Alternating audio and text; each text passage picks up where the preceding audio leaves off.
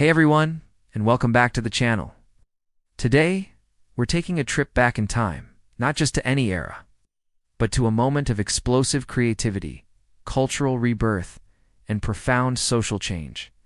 We're heading to the 1920s, to a neighborhood in New York City that became the epicenter of a revolution. Let's dive into the heart of the Harlem Renaissance.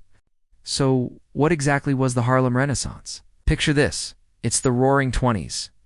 The Great War is over, and America is experiencing a period of economic prosperity. But for African Americans, something even more significant is happening. Hundreds of thousands have moved from the rural South to the urban North in what's known as the Great Migration. Seeking better opportunities and escaping the harsh realities of Jim Crow laws. Many of them settled in Harlem, transforming it into the largest black urban community in the United States. It was in this vibrant, bustling environment that a new spirit of self-determination and pride began to flourish. The Harlem Renaissance wasn't just a literary movement or an art movement. It was a cultural, social, and intellectual explosion. For the first time on a grand scale, black artists, writers, musicians, and thinkers were at the forefront, shaping a new identity for themselves and for America. At the core of this movement was the concept of the new Negro, a term popularized by the UNGGN. The UNG, someone said, a way forward is into someone else's arms. Shaping a new identity for them so unblazed. At the UNGMG said ext. At the core of this movement, philosopher Oling Locke. This wasn't the subservient, stereotyped figure often depicted in mainstream white culture. The new Negro was educated, assertive, and proud of their African heritage. They demanded civil and political rights and refused to submit to the old ways of racial subjugation. This new mindset was the engine driving the entire Renaissance. It was a conscious effort to redefine what it meant to be black in America, to celebrate black life and culture, and to challenge the pervasive racism of the era through the power of art and intellect. Du Bois in his work with the NAACP and Marcus Garvey with his Back to Africa movement provided the intellectual and political foundations that inspired artists to create works that were unapologetically black. And oh, the art they created. The literature of the Harlem Renaissance is simply legendary. You have poets like Langston Hughes, whose verses flowed with the rhythm and blues of everyday black life. His famous poem, I Too, is a powerful declaration of belonging and a critique of American hypocrisy. He asked, "What happens to a dream deferred? Does it dry up like a raisin in the sun?" A question that resonated deeply with the aspirations of a generation. Then there was Zora Neale Hurston, a brilliant anthropologist and novelist. Her masterpiece, Their Eyes Were Watching God, is a stunning celebration of a black woman's journey to independence and self-realization, written in a rich, authentic Southern dialect that was revolutionary for its time.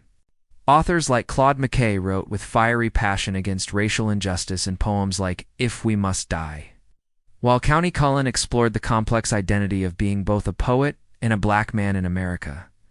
These writers weren't just telling stories. They were crafting a new American narrative. Of course, you can't talk about the Harlem Renaissance without talking about the music. This was the jazz age, after all. Clubs like the Cotton Club and the Savoy Ballroom became legendary. Though often with the bitter irony of featuring black performers for exclusively white audiences, still, the music that poured out of these venues was pure magic. Duke Ellington, with his sophisticated compositions and masterful orchestra, elevated jazz to an art form.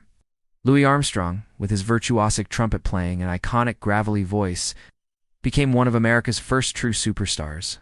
And let's not forget the blues queens like Bessie Smith, the Empress of the Blues, whose powerful, soulful voice captured the pain, resilience, and spirit of the black experience. Jazz was more than just music.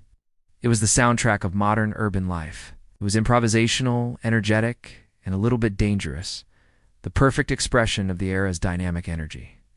The creative explosion extended to the visual arts as well. Painters like Aaron Douglas, often called the father of black American art, created stunning murals and illustrations. His signature style blended modern cubist forms with African motifs' geometric shapes. silhouetted figures, and radiating bands of light to depict scenes from Black history and life. His work was a visual representation of that new Negro pride. Sculptors like Augusta Savage not only created powerful works, but also became a crucial mentor for a whole generation of young Black artists, opening her studio to teach and inspire them. These artists looked to their African ancestry for inspiration, weaving traditional motifs and spiritual themes into a distinctly modern American aesthetic. They were painting their own history, their own struggles, and their own triumphs onto the canvas of American art. So, what is the legacy of the Harlem Renaissance? Its golden age is often said to have ended with the onset of the Great Depression in the 1930s. As financial hardship made it more difficult for artists to find funding and support, but its impact never faded. The Harlem Renaissance fundamentally changed how America and the world viewed African American culture. It proved that Black artists and intellectuals were not just capable of contributing to American culture, but were in fact at the forefront of its innovation. It laid the groundwork for future generations of Black artists and activists. The writers of the Harlem Renaissance inspired figures like Richard Wright and James Baldwin. The music of Duke Ellington and Louis Armstrong evolved and influenced countless genres, from rock and roll to hip-hop. The movement was a crucial step in the long fight for civil rights, instilling a sense of pride and unity that would fuel the struggles to come. It was a declaration that Black culture was not a monolith, but a rich, diverse, and beautiful tapestry. It wasn't just a moment in time. It was a turning point that continues to resonate today, reminding us of the enduring power of art to challenge injustice, celebrate identity, and change the world.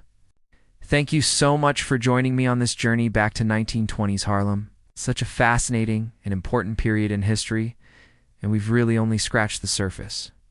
What's your favorite work of art or piece of music from the Harlem Renaissance? Let me know down in the comments. I'd love to hear from you.